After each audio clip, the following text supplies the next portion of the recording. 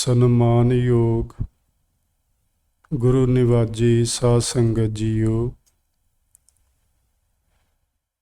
ਪਿਛਲੇ ਐਤਵਾਰ ਵਾਲੇ ਦਿਨ ਆਪਾਂ ਸਤਿਗੁਰੂ ਗੁਰੂ ਨਾਨਕ ਦੇਵ ਮਹਾਰਾਜ ਜੀ ਦੇ ਪਾਵਨ ਪਵਿੱਤਰ ਪ੍ਰਕਾਸ਼ ਦਿਵਸ ਦੇ ਸੰਬੰਧ ਵਿੱਚ ਉਹਨਾਂ ਦੀ ਅੰਮ੍ਰਿਤ ਬਾਣੀ ਵਿੱਚੋਂ ਇੱਕ ਸ਼ਲੋਕ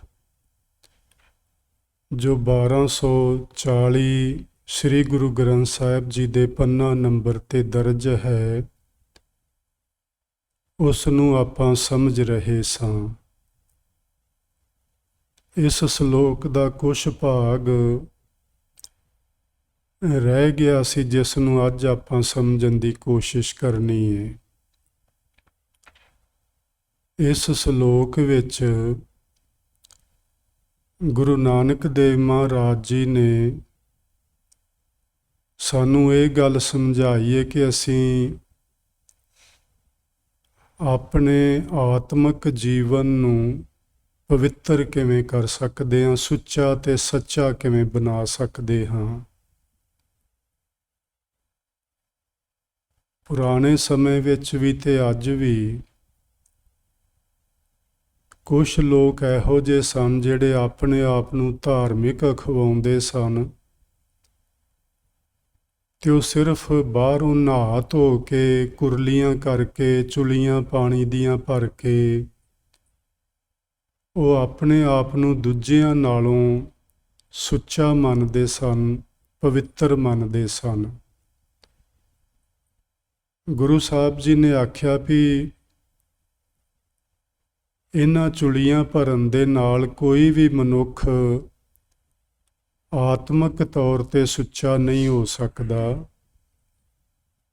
ਕੁਛ ਚੁਲੀਆਂ ਹਨ ਜਿਹੜੀਆਂ ਭਰ ਲਈਆਂ ਜਾਣ, ਜੇ ਕੋਈ ਭਰਨਾ ਜਾਣਦਾ ਹੋਵੇ ਤੇ ਉਹ ਮਨੁੱਖ ਆਤਮਿਕ ਤੌਰ 'ਤੇ ਸੁੱਚਾ ਤੇ ਸੱਚਾ ਤੇ ਪਵਿੱਤਰ ਹੋ ਸਕਦਾ ਹੈ। ਉਹਦੇ ਵਿੱਚ ਉਹਨਾਂ ਨੇ ਆਖਿਆ ਸੀ ਜਿਹੜਾ ਵਿਦਵਾਨ ਪੁਰਸ਼ ਏ, ਸੁਰਤੀ ਵਾਲਾ ਮਨੁੱਖ ਏ,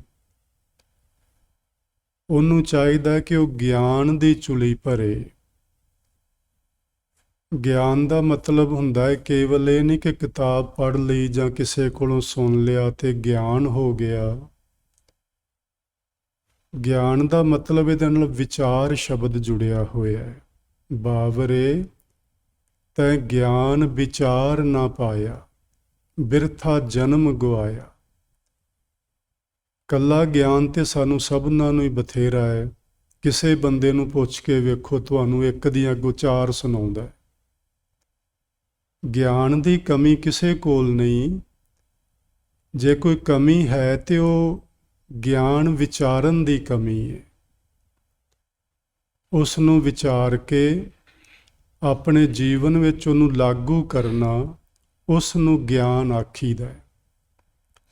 ਜਿਹੜਾ ਵਿਦਵਾਨ ਪੁਰਸ਼ ਉਹਨੂੰ ਚਾਹੀਦਾ ਕਿ ਉਹ ਗਿਆਨ ਵਿਚਾਰੇ, ਜੋ ਗਿਆਨ ਵਿੱਚ ਆਖਿਆ ਗਿਆ ਹੈ ਉਸ ਨੂੰ ਉਹ ਆਪਣੇ ਜੀਵਨ ਵਿੱਚ ਲਾਗੂ ਕਰੇ। ਸਹੀ ਅਰਥਾਂ ਵਿੱਚ ਇਹ ਜਿਹੜੀ ਚੁਲੀ ਹੈ ਇਹ ਵਿਦਵਾਨ ਪੁਰਸ਼ ਲਈ ਹੋਏਗੀ। ਜੋਗੀ ਨੂੰ ਆਖਿਆ ਸੀ ਕਿ ਤੇਰੇ ਕੋਲ ਜਤ ਹੋਣਾ ਚਾਹੀਦਾ, ਭਾਵ ਸੀ ਕਿ ਤੇਰੇ ਆਪਣੇ ਆਪੇ ਉੱਤੇ ਤੇਰਾ ਕੰਟਰੋਲ ਹੋਣਾ ਚਾਹੀਦਾ ਹੈ। ਤੇਰੇ ਮਨ ਤੇ, ਤੇਰੀਆਂ ਗਿਆਨ ਇੰਦਰੀਆਂ ਤੇ, ਤੇਰੀਆਂ ਕਰਮ ਇੰਦਰੀਆਂ ਤੇ ਤੂੰ ਕਾਬੂ ਪਾ ਕੇ ਰੱਖੇ। ਇਹੋ ਹੀ ਜੋਗੀ ਵਾਸਤੇ ਚੁਲੀ ਹੋਏਗੀ।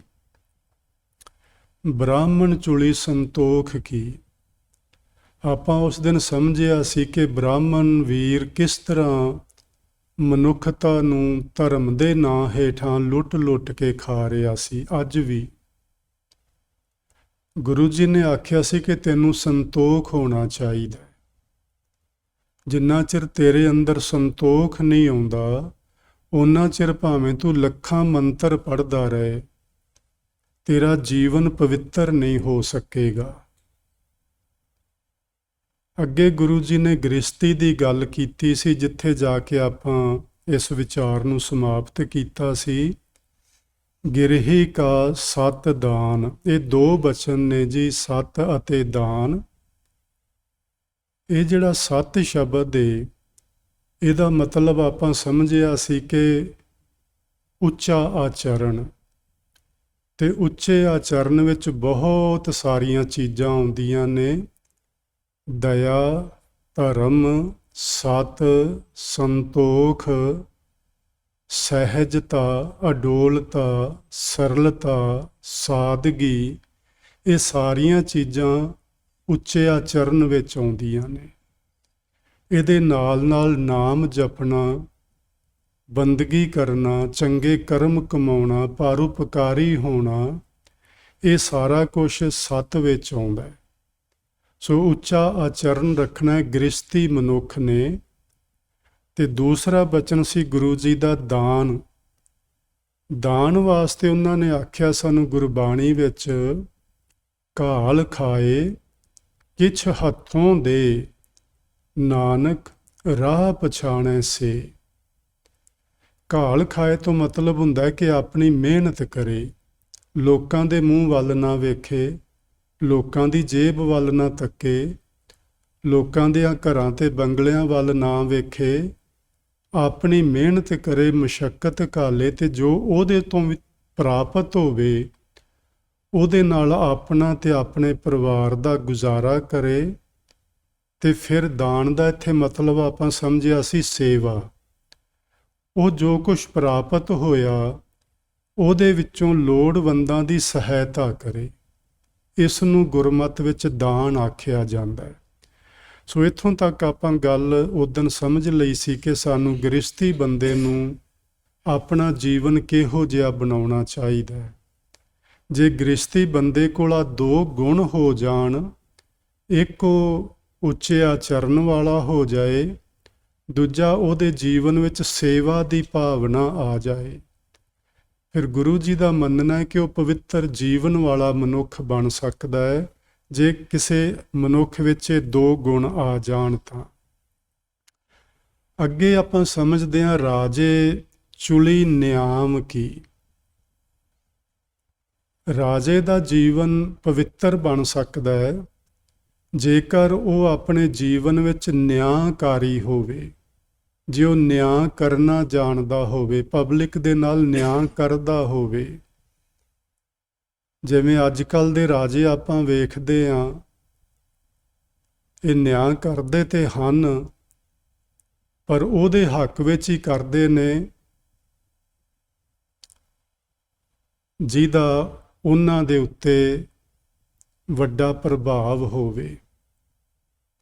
ਦੂਜਿਆਂ ਦੀ ਉਹ ਪਰਵਾਹ ਨਹੀਂ ਕਰਦੇ, ਨਾ ਮਾੜੇ ਬੰਦੇ ਦੇ ਲਈ ਨਿਆਂ ਹੈ ਕੋਈ, ਨਾ ਕਿਸੇ ਭਲੇ ਮਾਨਸ ਲਈ ਕੋਈ ਨਿਆਂ ਇਹਨਾਂ ਦੀਆਂ ਕਚਹਿਰੀਆਂ ਵਿੱਚ।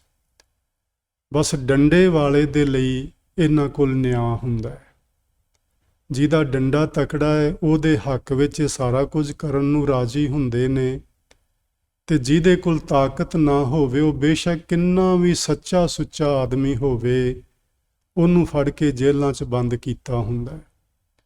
ਸੋ ਇਹੋ ਜਿਹੇ ਰਾਜੇ ਉਹ ਲੱਖਾਂ ਜੱਗ ਕਰਾ ਲੈਣ, ਉਹ ਲੱਖਾਂ ਧਾਰਮਿਕ ਲੋਕਾਂ ਨੂੰ ਸੱਦ ਕੇ ਮੰਤਰ ਪੜਵਾ ਲੈਣ, ਜੋ ਮਰਜ਼ੀ ਕਰ ਲੈਣ, ਉਹਨਾਂ ਦਾ ਜੀਵਨ ਕਦੇ ਪਵਿੱਤਰ ਜੀਵਨ ਨਹੀਂ ਹੋ ਸਕਦਾ। ਉਹਨਾਂ ਦੇ ਜੀਵਨ ਵਿੱਚ ਮੈਲ ਹੀ ਰਹੇਗੀ। ਮੈਨੂੰ ਇੱਕ ਛੋਟੀ ਜਿਹੀ ਘਟਨਾ ਯਾਦ ਆਉਂਦੀ। ਵੈਸੇ ਕੁਛ ਮਹਾਰਾਜੇ ਹੋਏ ਨੇ ਇਤਿਹਾਸ ਦੇ ਅੰਦਰ ਜਿਨ੍ਹਾਂ ਨੇ ਆਪਣੇ ਜੀਵਨ ਵਿੱਚ ਲੋਕਾਂ ਦੇ ਨਾਲ ਨਿਆਂ ਕੀਤਾ ਹੈ। ਉਹਨਾਂ ਨੇ ਇਹ ਨਹੀਂ ਵੇਖਿਆ ਕੌਣ ਮਾੜਾ ਹੈ ਕੌਣ ਤਕੜਾ ਹੈ, ਕਿਹਦਾ ਡੰਡਾ ਮਜ਼ਬੂਤ ਹੈ ਕਿਹਦਾ ਨਹੀਂ ਮਜ਼ਬੂਤ। ਉਹਨਾਂ ਨੇ ਸੱਚ ਦੇ ਆਧਾਰ 'ਤੇ ਗੱਲ ਕੀਤੀ, ਸੱਚ ਦੇ ਆਧਾਰ 'ਤੇ ਨਿਆਂ ਕੀਤਾ। ਇਹੋ ਜਿਹੇ ਵੀ ਹੋਏ ਨੇ, ਪਰ ਉਹ ਬਹੁਤ ਥੋੜ੍ਹੇ ਨੇ, ਹੱਥਾਂ ਦੀਆਂ ਉਂਗਲਾਂ 'ਤੇ ਗਿਣੇ ਜਾਣ ਵਾਲੇ ਲੋਕ ਨੇ। ਆਪਾਂ ਰਾਜੇ ਜਨਕ ਨੂੰ ਜਾਣਦੇ ਹਾਂ, ਭਾਵੇਂ ਉਹ ਛੋਟੇ ਛੋਟੇ ਰਜਵਾੜੇ ਸਨ। ਉਹ ਕੋਈ ਇਸ ਤਰ੍ਹਾਂ ਅੱਜ ਕੱਲ੍ਹ ਦੀ ਤਰ੍ਹਾਂ ਨਹੀਂ ਕਿ ਵੱਡੇ ਮੁਲਕ ਦੇ ਮਾਲਕ ਹੁੰਦੇ ਸਨ, ਮੋਦੀ ਵਾਂਗੂ। ਇਸ ਤਰ੍ਹਾਂ ਨਹੀਂ ਸੀ ਹੁੰਦਾ। ਛੋਟੇ ਛੋਟੇ 5-4 ਪਿੰਡ 10 ਪਿੰਡ ਹੁੰਦੇ ਤੇ ਉਹਨਾਂ ਦਾ ਮਾਲਕ ਉਹਨੂੰ ਰਾਜਾ ਹੀ ਆਖਦੇ ਸਨ। ਜਿਵੇਂ ਰਾਏ ਬੁਲਾਰ ਤਲਵੰਡੀ ਦਾ ਮਾਲਕ ਸੀ ਤੇ ਉਹਦੀ ਤਲਵੰਡੀ ਦੇ ਉਹਦੇ ਰਾਜ ਦੇ ਅੰਦਰ ਕੋਈ 25-30 ਪਿੰਡ ਆਉਂਦੇ ਸਨ ਜਿਨ੍ਹਾਂ ਉੱਤੇ ਉਹ ਕੰਟਰੋਲ ਕਰਦਾ ਸੀ। ਅਸੀਂ ਮਹਾਰਾਜੇ ਰਣਜੀਤ ਸਿੰਘ ਦੀ ਜੇ ਗੱਲ ਕਰੀਏ, ਸ਼ੁਰੂਆਤ ਵਿੱਚ ਤੇ ਉਹਦਾ ਰਾਜ ਵੀ ਬੜਾ ਛੋਟਾ ਜਿਹਾ ਸੀ, ਪਰ ਉਹਨੇ ਹਿੰਮਤ ਕੀਤੀ, ਉਹਨੇ ਦੂਰ ਦੁਰੇਡੇ ਤੱਕ ਆਪਣਾ ਰਾਜ ਫੈਲਾਇਆ। ਤੇ ਇਤਿਹਾਸ ਲਿਖਦਾ ਕਿ ਉਹ ਬੜਾ ਨਿਆਂਕਾਰ ਮਨੁੱਖ ਸੀ, ਕਿਸੇ ਦੇ ਨਾਲ ਉਹ ਅਨਿਆਂ ਨਹੀਂ ਸੀ ਕਰਦਾ। ਇੱਕ ਦਿਨ ਕਹਿੰਦੇ ਨੇ ਕੁਝ ਹਿੰਦੂ ਤੇ ਆਪਣੇ ਸਿੱਖ ਇਕੱਠੇ ਹੋ ਕੇ ਮਹਾਰਾਜੇ ਦੇ ਦਰਬਾਰ ਵਿੱਚ ਆ ਗਏ ਤੇ ਸ਼ਿਕਾਇਤ ਲੈ ਕੇ ਆਏ ਕਿਸੇ ਮੁਸਲਮਾਨ ਦੀ। ਸ਼ਿਕਾਇਤ ਇਹ ਸੀ ਕਿ ਸਵੇਰੇ ਸਵੇਰੇ 3-4 ਵਜੇ ਉੱਠਦਾ ਹੈ ਤੇ ਮਸਜਿਦ ਦੇ ਬਨੇਰੇ ਤੇ ਚੜ੍ਹ ਕੇ ਬਾਂਗ ਦਿੰਦਾ ਹੈ ਤੇ ਸਾਡੀ ਇਹ ਨੀਂਦ ਖਰਾਬ ਕਰਦਾ ਹੈ ਤੇ ਇਹਨੂੰ ਰੋਕਿਆ ਜਾਏ। ਮਹਾਰਾਜੇ ਨੇ ਆਖਿਆ ਬੜੀ ਚੰਗੀ ਗੱਲ ਏ, ਉਹਨੂੰ ਨਹੀਂ ਚਾਹੀਦਾ ਇਸ ਤਰ੍ਹਾਂ ਵੀ ਉਹ ਲੋਕਾਂ ਦੀ ਨੀਂਦ ਖਰਾਬ ਕਰੇ, ਅਸੀਂ ਉਹਦੇ ਨਾਲ ਸੱਦ ਕੇ ਗੱਲ ਕਰਾਂਗੇ ਤੇ ਉਹਨੂੰ ਜ਼ਰੂਰ ਰੋਕਾਂਗੇ ਵੀ ਸਾਰੇ ਪਿੰਡ ਦੇ ਲੋਕਾਂ ਦੀ ਨੀਂਦ ਉਹ ਕਿਉਂ ਖਰਾਬ ਕਰਦਾ ਹੈ। ਉਹਨੂੰ ਬੁਲਾਇਆ, ਭਈ ਤੂੰ ਇਸ ਤਰ੍ਹਾਂ ਕਿਉਂ ਕਰਦਾ, ਉੱਚੀ ਉੱਚੀ ਬਾਂਗਾਂ ਸਵੇਰੇ ਸਵੇਰੇ ਉੱਠ ਕੇ ਕਿਉਂ ਦੇਣਾ ਏ? ਉਹਨੇ ਆਖਿਆ ਜੀ ਮੈਂ ਲੋਕ ਭਲਾਈ ਵਾਸਤੇ ਕੰਮ ਕਰਦਾ ਤੇ ਮੁਸਲਮਾਨ ਧਰਮ ਵਿੱਚ ਇਹ ਅੰਮ੍ਰਿਤ ਵੇਲੇ ਦੀ ਸੁਬਾਹ ਦੀ ਇੱਕ ਨਮਾਜ਼ ਹੁੰਦੀ ਏ ਜਿਹੜੀ ਸੂਰਜ ਨਿਕਲਣ ਤੋਂ ਪਹਿਲਾਂ ਪਹਿਲਾਂ ਪੜ੍ਹਨੀ ਹੁੰਦੀ ਏ ਤੇ ਮੈਂ ਉਹਦੇ ਲਈ ਮੁਸਲਮਾਨ ਭਰਾਵਾਂ ਨੂੰ ਉਠਾਉਂਦਾ ਹਾਂ ਕਿ ਭਾਈ ਉੱਠੋ, ਵੇਲਾ ਹੋ ਗਿਆ ਤੇ ਉੱਠ ਕੇ ਨਮਾਜ਼ ਪੜ੍ਹੋ, ਅੱਲਾ ਨੂੰ ਯਾਦ ਕਰੋ। ਅੱਲਾ ਨੇ ਮਿਹਰਬਾਨੀ ਕਰਕੇ ਆਪਾਂ ਨੂੰ ਇੱਕ ਨਵਾਂ ਹੋਰ ਦਿਨ ਦਿੱਤਾ ਹੈ, ਉੱਠੋ ਉਹਨੂੰ ਯਾਦ ਕਰੋ, ਉਹਦਾ ਸ਼ੁਕਰਾਨਾ ਕਰੋ, ਇਸ ਲਈ ਮੈਂ ਬਾਂਗ ਦੇਣਾ।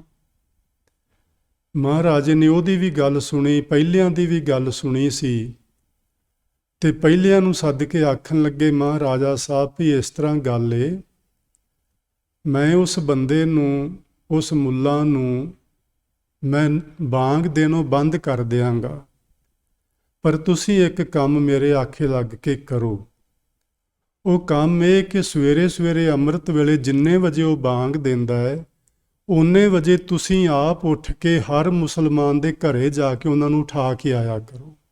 ਬਾਂਗ ਨਹੀਂ ਦਿਓ, ਉਹ ਨਹੀਂ ਰੌਲਾ ਪਾਏਗਾ, ਲੇਕਿਨ ਤੁਸੀਂ ਉੱਠੋ ਪਹਿਲਾਂ ਤੇ ਹਰ ਮੁਸਲਮਾਨ ਦੇ ਘਰ ਵਿੱਚ ਜਾਓ, ਠੀਕ ਉਸ ਵੇਲੇ ਜਦੋਂ ਇਹ ਬਾਂਗ ਦਿੰਦਾ ਹੈ ਸਾਰਿਆਂ ਦੇ ਘਰ ਘਰ ਜਾ ਕੇ ਉਹਨਾਂ ਨੂੰ ਉਠਾ ਕੇ ਆਇਆ ਕਰੋ। ਜਦੋਂ ਉਹਨਾਂ ਨੇ ਇਹ ਗੱਲ ਸੁਣੀ ਤੇ ਉਹ ਚੁੱਪ ਹੀ ਕਰ ਗਏ ਵੀ ਇਹ ਤੇ ਪਹਿਲੇ ਨਾਲੋਂ ਵੀ ਜ਼ਿਆਦਾ ਪਵਾੜਾ ਬਣ ਜਾਏਗਾ। ਹੁਣ ਕੌਣ ਹਰ ਰੋਜ਼ ਸਵੇਰੇ ਉੱਠੇਗਾ, ਮੀਂਹ ਪੈਂਦੇ ਹੋਣਗੇ, ਠੰਡ ਹੋਵੇਗੀ, ਗਰਮੀ ਹੋਵੇਗੀ, ਅਸੀਂ ਲੋਕਾਂ ਦੇ ਘਰਾਂ ਵਿੱਚ ਉਹਨਾਂ ਨੂੰ ਉਠਾਉਂਦੇ ਫਿਰਾਂਗੇ, ਤੁਸੀਂ ਉਹਨੂੰ ਬਾਂਗ ਹੀ ਦੇਣ ਦਿਓ। ਇਹੋ ਜਿਹਾ ਨਿਆਂ ਉਹ ਕਰਦਾ ਹੁੰਦਾ ਸੀ, ਕਿਸੇ ਦਾ ਹੱਕ ਨਹੀਂ ਸੀ ਮਾਰਦਾ ਕੋਈ ਵੀ ਉਹਦੇ ਰਾਜ ਦੇ ਅੰਦਰ। ਔਰ ਇਤਿਹਾਸ ਇਹ ਵੀ ਗੱਲ ਕਹਿੰਦਾ ਕਿ ਉਹਦੇ ਰਾਜ ਵਿੱਚ ਕਿਸੇ ਨੂੰ ਫਾਂਸੀ ਨਹੀਂ ਮਿਲੀ। 45-50 ਸਾਲ ਉਹਨੇ ਰਾਜ ਕੀਤਾ, ਪਰ ਕਿਸੇ ਇੱਕ ਬੰਦੇ ਨੂੰ ਵੀ ਫਾਂਸੀ ਦੀ ਸਜ਼ਾ ਨਹੀਂ ਹੋਈ। ਲੋਕ ਇੰਨੇ ਸਮਝਦਾਰ ਹੋ ਗਏ ਸਨ ਤੇ ਉਹ ਇੱਕ ਨਿਆਂਕਾਰ ਰਾਜਾ ਸੀ। ਇਹੋ ਜਿਹੇ ਨਿਆਂ ਪਸੰਦ ਰਾਜੇ ਨੂੰ ਹੋਰ ਕੋਈ ਜੱਗ ਕਰਾਉਣ ਦੀ ਲੋੜ ਨਹੀਂ, ਹੋਰ ਕੋਈ ਮੰਤਰ ਪੜ੍ਹਾਉਣ ਦੀ ਲੋੜ ਨਹੀਂ, ਕੋਈ ਚੁਲੀਆਂ ਸਰੋਵਰਾਂ ਤੇ ਜਾ ਕੇ, ਨਹਿਰਾਂ ਦਿਆਂ ਕੰਢਿਆਂ ਤੇ ਜਾ ਕੇ ਕਰਨ ਦੀ ਲੋੜ ਨਹੀਂ। ਬਸ ਉਹਦਾ ਜੀਵਨ ਪਵਿੱਤਰ ਹੋ ਜਾਂਦਾ ਜਿਹੜਾ ਰਾਜਾ ਹੋ ਕੇ ਪਬਲਿਕ ਦੇ ਨਾਲ ਨਿਆਂ ਕਰਨਾ ਜਾਣਦਾ ਹੋਵੇ। ਅਗਲਾ ਬਚਨ ਗੁਰੂ ਜੀ ਨੇ ਆਖਿਆ, ਪੜ੍ਹਿਆ ਸੱਚ ਧਿਆਨ। ਇੱਕ ਪੜ੍ਹੇ ਬੰਦੇ ਵਾਸਤੇ ਕਿਹੜੀ ਚੁਲੀ ਹੈਗੀ ਜਿਹੜੀ ਉਹਨੂੰ ਕਰਨੀ ਚਾਹੀਦੀ ਏ? ਉਹ ਚੁਲੀ ਏ ਸੱਚ ਅਤੇ ਧਿਆਨ। ਇਹ ਦੋ ਚੀਜ਼ਾਂ ਨੇ। ਸੱਚ ਹੁੰਦਾ ਹੈ ਪਰਮਾਤਮਾ ਵਾਹਿਗੁਰੂ, ਸੋ ਵਾਹਿਗੁਰੂ ਜੀ ਦਾ ਧਿਆਨ ਧਰਨਾ ਇਹੋ ਹੀ ਇੱਕ ਪੜ੍ਹੇ ਲਿਖੇ ਮਨੁੱਖ ਲਈ ਉਹਦਾ ਜੀਵਨ ਪਵਿੱਤਰ ਕਰ ਦੇਣ ਵਾਸਤੇ ਇੱਕ ਚੁਲੀ ਹੁੰਦੀ ਹੈ। ਸੋ ਪੜ੍ਹੇ ਲਿਖੇ ਬੰਦੇ ਨੂੰ ਚਾਹੀਦਾ ਕਿ ਉਹ ਵਾਹਿਗੁਰੂ ਜੀ ਦੇ ਵਿੱਚ ਆਪਣੇ ਧਿਆਨ ਨੂੰ ਜੋੜੇ, ਆਪਣੀ ਸੁਰਤ ਨੂੰ ਜੋੜੇ। ਆਪਾਂ ਬਹੁਤ ਵਾਰੀ ਗੱਲ ਕਰਦੇ ਹੁੰਦੇ ਆ ਕਿ ਆਪਾਂ ਧਿਆਨ ਕਰਿਆ ਕਰੀਏ। ਸਾਨੂੰ ਬਹੁਤ ਸਾਰੇ ਸਿਆਣੇ ਵਿਦਵਾਨਾਂ ਨੇ ਦੱਸਿਆ ਕਿ ਧਿਆਨ ਕਿਵੇਂ ਕੀਤਾ ਜਾਂਦਾ ਹੈ। ਗੁਰਬਾਣੀ ਦੱਸਦੀ ਏ, ਗੁਰੂ ਮਹਾਰਾਜ ਦੱਸਦੇ ਨੇ। ਸੋ ਆਪਾਂ ਨੂੰ ਚਾਹੀਦਾ ਕਿ ਆਪਾਂ ਅਸਲ ਵਿੱਚ ਪੜ੍ਹਿਆ ਮੰਨਦੇ ਹੀ ਗੁਰੂ ਜੀ ਉਸ ਨੂੰ ਨੇ ਜਿਹੜਾ ਵਾਹਿਗੁਰੂ ਜੀ ਦਾ ਧਿਆਨ ਕਰਦਾ ਹੋਵੇ। ਜਿਹੜਾ ਵਾਹਿਗੁਰੂ ਜੀ ਦਾ ਧਿਆਨ ਨਹੀਂ ਕਰਦਾ, ਉਹਦੇ ਬਾਰੇ ਜੀ ਗੁਰਬਾਣੀ ਵਿੱਚ ਇੱਕ ਬਚਨ ਲਿਖਿਆ ਹੋਇਆ, ਮੈਨੂੰ ਤੇ ਤੁਸੀਂ ਮਾਫ ਕਰਨਾ, ਪਰ ਗੁਰੂ ਜੀ ਨੂੰ ਇਸ ਤਰ੍ਹਾਂ ਹੀ ਲਿਖਿਆ, ਹੁਣ ਆਪਾਂ ਉਸ ਤਰ੍ਹਾਂ ਹੀ ਪੜ੍ਹਨਾ ਹੁੰਦਾ ਹੈ।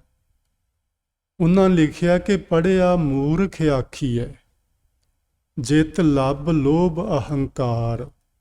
ਜਿਸ ਮਨੁੱਖ ਦੇ ਹਿਰਦੇ ਵਿੱਚ ਆ ਦੋ ਤਿੰਨ ਔਗਣ ਹੋਣ, ਲੱਭ ਲੋਭ ਹੋਵੇ, ਹੰਕਾਰ ਹੋਵੇ, ਉਹ ਦੂਜਿਆਂ ਦਾ ਹੱਕ ਮਾਰਦਾ ਹੋਵੇ, ਪੜ੍ਹਿਆ ਲਿਖਿਆ ਬੰਦਾ ਉਹ ਚੁਸਤ ਚਲਾਕ ਹੋਵੇ, ਦੂਜਿਆਂ ਨਾਲ ਹੇਰਾ ਫੇਰੀ ਕਰਦਾ ਹੋਵੇ, ਤੇ ਗੁਰੂ ਜੀ ਦਾ ਮਾਤੇ ਜੀ ਉਹ ਮੂਰਖ ਆਖੀ ਹੈ। ਇਹੋ ਜਿਹਾ ਬੰਦਾ ਕੋਈ ਪੜ੍ਹਿਆ ਨਹੀਂ, ਉਹ ਅਨਪੜ੍ਹਾਂ ਨਾਲੋਂ ਵੀ ਮਾੜਾ ਹੈ। ਜੇ ਉਹਦੇ ਕਰਮਾਂ ਵਿੱਚ ਇਹੋ ਜਿਹਾ ਕੁਝ ਹੈ ਤਾਂ। ਜੇ ਇਸ ਤਰ੍ਹਾਂ ਨਹੀਂ, ਜੇ ਮਨੁੱਖ ਪੜ੍ਹਿਆ ਲਿਖਿਆ ਗਿਆਨਵਾਨ ਹੈ, ਉਹ ਸਮਝਦਾ ਹੈ ਸਾਰੀਆਂ ਚੀਜ਼ਾਂ ਨੂੰ, ਤੇ ਫਿਰ ਉਹਨੂੰ ਚਾਹੀਦਾ ਕਿ ਉਹ ਵਾਹਿਗੁਰੂ ਜੀ ਦੀ ਭਗਤੀ ਵਿੱਚ ਜੁੜੇ। ਕੇਵਲ ਦੁਨਿਆਵੀ ਕਿਤਾਬਾਂ ਹੀ ਪੜ੍ਹ ਕੇ ਕਾਫੀ ਨਹੀਂ, ਉਹਨੂੰ ਚਾਹੀਦਾ ਕਿ ਧਾਰਮਿਕ ਪੁਸਤਕਾਂ ਜ਼ਰੂਰ ਪੜ੍ਹੇ। ਸਾਨੂੰ ਵਿਦਵਾਨ ਲੋਕ ਇਹ ਦੱਸਦੇ ਨੇ ਕਿ ਅਸੀਂ 3 ਤਰ੍ਹਾਂ ਨਾਲ ਸੰਗਤ ਕਰ ਸਕਦੇ ਹਾਂ। ਇੱਕ ਸੰਗਤ ਹੁੰਦੀ ਏ ਕਿਸੇ ਸਿਆਣੇ ਬੰਦੇ ਕੋਲ ਬੈਠ ਕੇ ਉਹਦੇ ਨਾਲ ਗੱਲਬਾਤ ਕਰਨੀ, ਸਵਾਲ ਜਵਾਬ ਕਰਨੇ, ਉਹ ਵੀ ਉਹਦੀ ਸੰਗਤ ਹੁੰਦੀ ਏ। ਇੱਕ ਸੰਗਤ ਏ ਗੁਰੂਆਂ ਦੇ ਨਾਲ, ਜਿਹੜੇ ਹੁਣ ਇਸ ਸੰਸਾਰ ਵਿੱਚ ਨਹੀਂ ਹਨ। ਗੁਰਬਾਣੀ ਪੜ੍ਹਨੀ, ਉਹਨਾਂ ਦੀਆਂ ਲਿਖਤਾਂ ਪੜ੍ਹਨੀਆਂ, ਇਹ ਉਹਨਾਂ ਨਾਲ ਸੰਗਤ ਕਰਨੀ ਹੁੰਦੀ ਏ। ਇੱਕ ਸੰਗਤ ਹੈ ਜੀ, ਜਿਵੇਂ ਜਿਨ੍ਹਾਂ ਲੋਕਾਂ ਨੇ ਗੁਰਬਾਣੀ ਦੀ ਵਿਆਖਿਆ ਕੀਤੀ, ਇਹਦੇ ਟੀਕੇ ਲਿਖੇ ਨੇ, ਉਹਨਾਂ ਦੀਆਂ ਪੁਸਤਕਾਂ ਪੜ੍ਹ ਲੈਣੀਆਂ, ਇਹ ਉਹਨਾਂ ਲੋਕਾਂ ਨਾਲ ਸੰਗਤ ਕਰਨੀ ਹੁੰਦੀ ਏ। ਮੈਂ ਜਦੋਂ ਵੀ ਪ੍ਰੋਫੈਸਰ ਸਾਹਿਬ ਸਿੰਘ ਦਾ ਟੀਕਾ ਖੋਲ੍ਹਦਾ, ਗਿਆਨੀ ਹਰਬੰਸ ਸਿੰਘ ਜੀ ਦਾ ਟੀਕਾ ਖੋਲ੍ਹਦਾ, ਤੇ ਮੈਨੂੰ ਇਉਂ ਮਹਿਸੂਸ ਹੁੰਦਾ ਰਹਿੰਦਾ ਹੈ ਕਿ ਮੈਂ ਹੁਣ ਪ੍ਰੋਫੈਸਰ ਸਾਹਿਬ ਸਿੰਘ ਦੀ ਸੰਗਤ ਕਰ ਰਿਹਾ ਹਾਂ, ਹੁਣ ਮੈਂ ਗਿਆਨੀ ਹਰਬੰਸ ਸਿੰਘ ਜੀ ਦੀ ਸੰਗਤ ਕਰ ਰਿਹਾ ਹਾਂ। ਸੋ ਪੜ੍ਹੇ ਲਿਖੇ ਬੰਦੇ ਨੇ ਇਸ ਤਰ੍ਹਾਂ ਸੰਗਤ ਕਰਨੀ ਹੈ, ਤੇ ਸੰਗਤ ਵਿੱਚੋਂ ਜੋ ਕੁਝ ਸਿੱਖਿਆ ਹੈ ਉਸ ਨੂੰ ਜੀਵਨ ਵਿੱਚ ਅਪਣਾਉਣਾ। ਅੱਜ ਆਪਾਂ ਸੰਗਤ ਵਿੱਚ ਆਪਾਂ ਸਾਰੇ, ਤੁਸੀਂ ਸਾਰੇ ਪੜ੍ਹੇ ਲਿਖੇ ਸੱਜਣ ਜੇ, ਤੇ ਗੁਰੂ ਜੀ, ਗੁਰੂ ਨਾਨਕ ਦੇਵ ਜੀ ਪੜ੍ਹਿਆਂ ਵਾਸਤੇ ਇੱਕ ਹਦਾਇਤ ਜਾਰੀ ਕਰਦੇ ਨੇ। ਉਹ ਹਦਾਇਤ ਹੈ ਸੱਚ ਧਿਆਨ। ਵਾਹਿਗੁਰੂ ਜੀ ਦੇ ਨਾਲ ਆਪਣਾ ਧਿਆਨ ਜੋੜਨਾ, ਸੱਚ ਨੂੰ ਆਪਣੇ ਸੁਰਤ ਵਿੱਚ ਲਿਆਉਣਾ, ਆਪਣੀ ਸੋਚ ਸਮਝ ਵਿੱਚ ਲਿਆਉਣਾ, ਸੱਚ ਤੋਂ ਕਦੇ ਵੀ ਪਾਸਾ ਨਾ ਵੱਟਣਾ।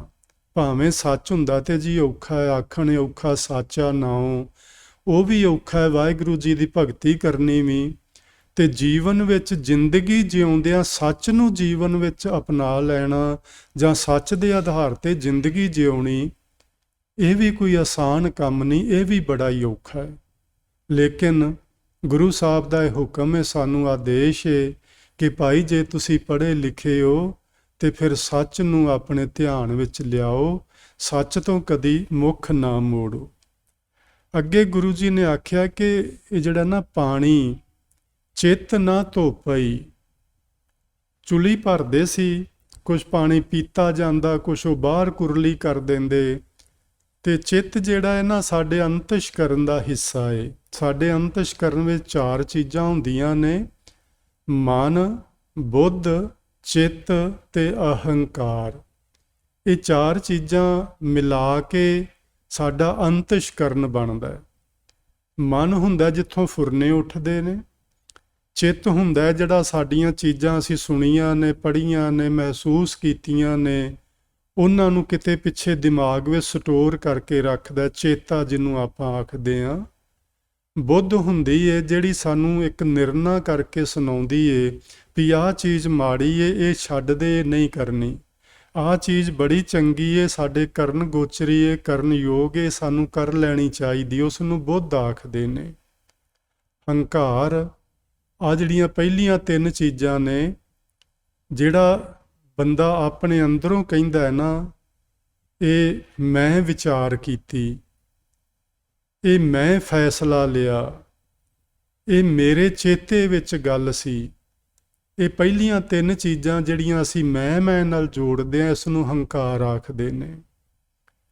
ਸੋ ਗੁਰੂ ਜੀ ਆਖਦੇ ਨੇ, ਪਾਣੀ ਚਿੱਤ ਨਾ ਧੋਪਈ। ਜੇ ਤੁਸੀਂ ਪਾਣੀ ਦੀਆਂ ਚੁਲੀਆਂ ਕਰੀ ਜਾਓ, ਪਾਣੀ ਨਾਲ ਨਹਾਈ ਜਾਓ, ਭਾਵੇਂ ਟੁੱਬੀਆਂ ਲਾਈ ਜਾਓ ਸਰੋਵਰਾਂ ਦੇ ਵਿੱਚ, ਚਿੱਤ ਨਾ ਧੋਪਈ। ਚਿੱਤ ਨੇ ਨਹੀਂ ਧੁਪਣਾ, ਅੰਤःਕਰਨ ਨੇ ਸ਼ੁੱਧ ਨਹੀਂ ਹੋਣਾ, ਮੁਖ ਪੀਤਾ ਤਿਖ ਜਾਏ। ਜੇ ਅਸੀਂ ਮੂੰਹ ਤੋਂ ਪਾਣੀ ਪੀ ਲਈਏ ਤੇ ਸਾਡੀ ਪਿਆਸ ਜ਼ਰੂਰ ਬੁੱਝ ਸਕਦੀ ਏ, ਲੇਕਿਨ ਸਾਡਾ ਅੰਤःਕਰਨ ਇਹਦੇ ਨਾਲ ਪਵਿੱਤਰ ਨਹੀਂ ਹੋ ਸਕਦਾ। ਚਾਹੇ ਅਸੀਂ ਇਹ ਅੰਮ੍ਰਿਤ ਸਰੋਵਰ ਵਿੱਚੋਂ ਜਲ ਛਕ ਲਈਏ, ਚਾਹੇ ਗੰਗਾ ਜੀ ਦੇ ਸਰੋਵਰ ਜਲ ਵਿੱਚੋਂ ਛਕ ਲਈਏ, ਚਾਹੇ ਹੇਮਕੁੰਟ ਜਾ ਕੇ ਪੀ ਲਈਏ।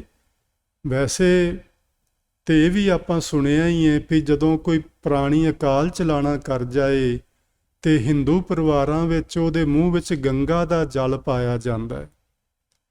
ਭਾਈ, ਇਹ ਸਾਰੇ ਕਰਮ ਕਾਂਡ ਨੇ, ਇਹ ਵਹਿਮ ਭਰਮ ਨੇ।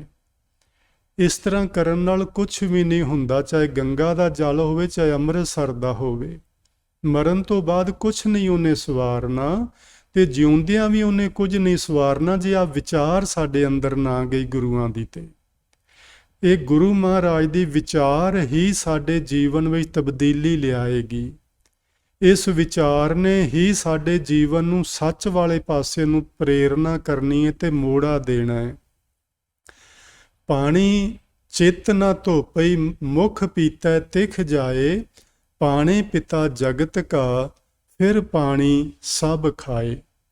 ਜਗਤ ਦਾ ਪਿਤਾ ਕਿਵੇਂ ਹੈ ਪਾਣੀ? ਵੈਸੇ ਗੁਰੂ ਨਾਨਕ ਸਾਹਿਬ ਜੀ ਨੇ ਆਪਾਂ ਨੂੰ ਜਪਜੀ ਸਾਹਿਬ ਜੀ ਦੇ ਸ਼ਲੋਕ ਵਿੱਚ ਵੀ ਇਹੋ ਹੀ ਬਚਨ ਸਮਝਾਇਆ ਹੋਇਆ, ਪਾਣੀ ਪਿਤਾ। ਪਾਣੀ ਪਿਤਾ ਕਿਵੇਂ ਆ ਕਿ ਇਸ ਤੋਂ ਉਤਪੱਤੀ ਹੁੰਦੀ ਹੈ, ਕੇਵਲ ਮਨੁੱਖ ਮਾਤਰ ਦੀ ਹੀ ਨਹੀਂ, ਇਹ ਪੂਰਾ ਬ੍ਰਹਿਮੰਡ ਹੀ ਪਾਣੀ ਤੋਂ ਬਣਿਆ ਹੋਇਆ। ਇਸ ਤਰ੍ਹਾਂ ਦਾ ਮੰਨਣਾ ਹੈ ਵਿਚਾਰਵਾਨ ਲੋਕਾਂ ਦਾ ਕਿ ਪਾਣੀ ਮੂਲ ਰੂਪ ਵਿੱਚ ਸਭਨਾਂ ਦਾ, ਇਹਦੇ ਤੋਂ ਹੀ ਹਰ ਚੀਜ਼ ਉਪਜਦੀ ਹੈ। ਜਿਵੇਂ ਗੁਰੂ ਮਹਾਰਾਜ ਨੇ ਬਾਣੀ 'ਚ ਲਿਖਿਆ ਕਿ ਸਾਚੇ ਤੇ ਪਵਨਾ ਭਇਆ, ਪਵਨ ਤੇ ਜਲ ਹੋਏ, ਜਲ ਤੇ ਤ੍ਰਿਭਵਨ ਸਾਜਿਆ। ਸੱਚੇ ਵਾਹਿਗੁਰੂ ਜੀ ਤੋਂ ਇੱਕ ਫੁਰਨਾ ਉੱਠਿਆ ਜਿਸ ਨੂੰ ਪਵਨ ਆਖਿਆ ਗਿਆ, ਉਸ ਤੋਂ ਜਲ ਹੋਇਆ ਤੇ ਜਲ ਤੋਂ ਇਹ 3 ਭਵਨਾਂ ਦੀ ਰਚਨਾ ਹੋਈ ਹੈ। ਇਹ ਗੁਰਬਾਣੀ ਦਾ ਮੰਨਣਾ ਹੈ ਜੀ। ਪਾਣੀ ਪਿਤਾ ਜਗਤ ਕਾ, ਯਾਨੀ 3 ਭਵਨਾਂ ਦਾ ਪਿਤਾ ਪਾਣੀ ਹੈ, ਯਾਨੀ ਪਾਣੀ ਤੋਂ ਉਤਪੱਤੀ ਹੁੰਦੀ ਹੈ। ਫਿਰ ਪਾਣੀ ਸਭ ਖਾਏ। ਇੱਕ ਵਕਤ ਆਉਂਦਾ ਹੈ ਪਾਣੀ ਹੀ ਇਸ ਪੂਰੇ ਬ੍ਰਹਿਮੰਡਾਂ ਦਾ ਵਿਨਾਸ਼ ਕਰਦਾ ਹੈ। ਆਪਾਂ ਪਰਲੋ ਸ਼ਬਦ ਤੇ ਸੁਣਿਆ ਹੀ ਹੋਣਾ ਬਹੁਤ ਵਾਰੀ। ਕਹਿੰਦੇ ਨੇ ਕਿ ਇਤਿਹਾਸ ਵੀ ਦੱਸਦਾ ਤੇ ਮਿਥਿਹਾਸ ਵੀ ਇਹ ਗੱਲ ਕਰਦਾ ਹੈ ਕਿ ਇਸ ਪੂਰੇ ਬ੍ਰਹਿਮੰਡਾਂ ਦੇ ਅੰਦਰ ਬਹੁਤ ਵਾਰੀ ਪਰਲੋ ਆਉਂਦੀ ਹੈ। ਪਰਲੋ ਅਗਨੀ ਦੀ ਵੀ ਹੁੰਦੀ ਹੈ, ਲੇਕਿਨ ਜ਼ਿਆਦਾਤਰ ਪਾਣੀ ਦੀ ਆਉਂਦੀ। ਆਪਾਂ ਇਹ ਸਮਝਦੇ ਹਾਂ ਕਿ ਇਸ ਧਰਤੀ ਦੇ ਉੱਤੇ 3 ਗੁਣਾ ਪਾਣੀ ਹੈ, ਯਾਨੀ ਇਹਦੇ ਧਰਤੀ ਦੇ 3 ਹਿੱਸੇ ਪਾਣੀ ਵਿੱਚ ਛਿਪੇ ਹੋਏ ਨੇ, 1 ਹਿੱਸਾ ਪਾਣੀ ਤੋਂ ਬਾਹਰ ਹੈ। ਤੇ ਜਦੋਂ ਕਿਤੇ ਸਮਾਂ ਆਇਆ ਪਾਣੀ ਨੇ ਉਹ ਜਿਹੜਾ ਦਿਸਦਾ ਹਿੱਸਾ ਉਹ ਵੀ ਡੁਬੋ ਦੇਣਾ ਹੈ, ਉਸ ਨੂੰ ਪਰਲੋ ਆਖਦੇ ਨੇ। ਫਿਰ ਪਾਣੀ ਸਭ ਖਾਏ। ਇਸੇ ਤਰ੍ਹਾਂ ਇਹ ਪਾਣੀ ਹੀ ਸਾਰਿਆਂ ਨੂੰ ਅਖੀਰ ਖਤਮ ਕਰਨ ਦਾ ਕਾਰਨ ਵੀ ਬਣਦਾ ਹੈ।